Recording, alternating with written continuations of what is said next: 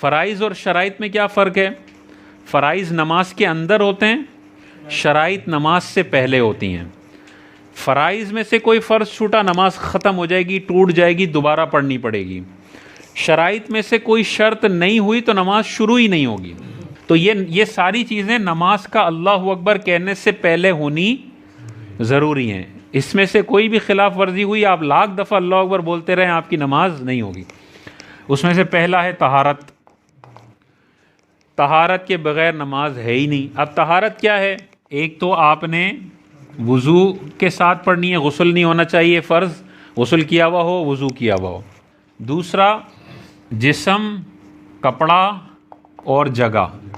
जिन कपड़ों में वो नमाज़ पढ़ रहा है वो कपड़े पाक होना ज़रूरी हैं। जिस जिस्म के साथ वो नमाज़ पढ़ रहा है वो जिस्म पाक होना ज़रूरी है, उस पर कोई गंदगी जिस्म पे ना लगी हुई हो, नजासत। और जिस जगह में वो नमाज़ पढ़ रहा है वो जगह भी पाक होना ज़रूरी है।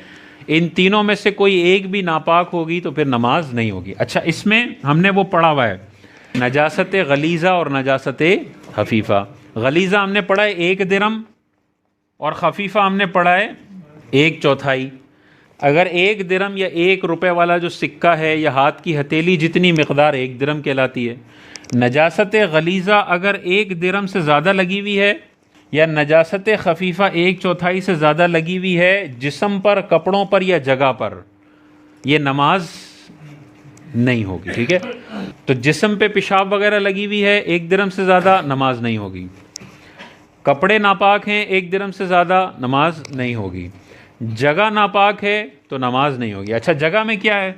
जहाँ जहाँ आपके सजदे में आज़ा टच होते हैं वो वाली जगह मुराद है। ठीक है, हाँ, जिस जगह पे आपका कोई जिस्म टच नहीं होता वो पाक होना ज़रूरी नहीं है। अगर मिसाल के तौर पे आपने जहाँ पाँव रखा उसके नीचे 1 दिरहम जितनी नजासत गलीज़ा है उससे ज़्यादा, नमाज नहीं होगी। चाहे आपके कपड़े पाक हों, आपका जिस्म पाक हो, आपकी जगह गंदी है, लेकिन आप जहाँ पे पढ़ रहे हैं, मिसाल के तौर पे यहाँ पे मैं पढ़ रहा हूँ, यहाँ पे नजासत है तो इस जगह पे फिर पढ़ने में मसला नहीं है। या मिसाल के तौर पर ज़मीन है नजिस और आपने ऊपर मुसल्ला बिछा लिया, ठीक है, पाक मुसल्ले पर आप नमाज पढ़ रहे हैं, नीचे ज़मीन नापाक है तो भी नमाज हो जाएगी। ठीक है, क्योंकि अब दरमियान में पाक मुसल्ला आ गया तो नापाक ज़मीन, जैसे मिसाल के तौर पे ड्राइंग रूम का कारपेट है, उस पर बच्चे ने पेशाब कर दी है, जब तक इसे धोएंगे नहीं ये क़यामत तक नापाक रहेगा। ठीक है,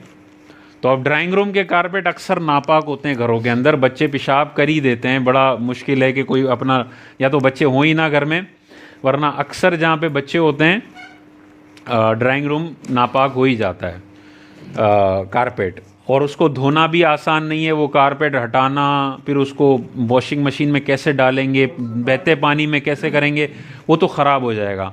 तो उसको नापाक रहने दें। हर नापाक चीज़ को पाक करना कोई लाजिम भी नहीं है, वो नापाक बदबू वगैरह दूर कर दें, नापाक रहने दें उसको। लेकिन नमाज अगर पढ़नी है तो आपने उस पर मुसल्ला बिछाना लाजमी है। बराह रास्त अगर आपने कालीन पर, कारपेट पर पढ़ ली जिस पे आज से 20 साल पहले बच्चे ने पेशाब किया था, तब भी वो नापाक जगह है, वो नहीं होगी। ज़मीन खुश्क होकर पाक हो जाती है। अगर मार्बल पे बच्चे ने पेशाब कर दिया तो ये खुश्क होकर खुद ही पाक हो जाएगा, लेकिन कपड़े पर किया है तो जब तक धोने के प्रोसेस से नहीं गुजारेंगे वो पाक नहीं होगा और वो नापाक रहेगा। धूप, कपड़ा धूप में लगने से पाक नहीं होगा, बदबू तो दूर हो जाएगी, लेकिन जब तक वो बहते पानी से प्रोसेस से नहीं गुजरेगा वो पाक नहीं होगा। ज़मीन पाक हो जाती है नहीं। देखें, कारपेट अगर इतना है, पेशाब इतने एरिया में हुआ है तो इधर नमाज पढ़ सकते हैं, इधर पढ़ सकते हैं, हर जगह पे पढ़ सकते हैं, इस एरिया में नहीं पढ़ सकते।